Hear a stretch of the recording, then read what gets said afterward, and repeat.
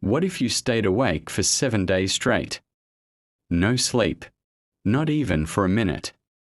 Would you become a superhuman? Or would your body start shutting down? After just 24 hours, your brain works as poorly as someone who is drunk. After 48 hours, your memory starts failing and your mood becomes unstable. By the third day, you may start seeing things that aren't there.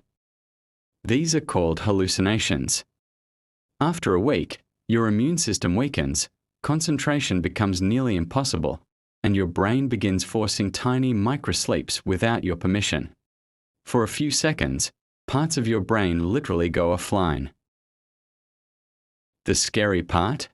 Your body needs sleep to repair itself and keep you alive. Without it, both your mind and body begin to break down.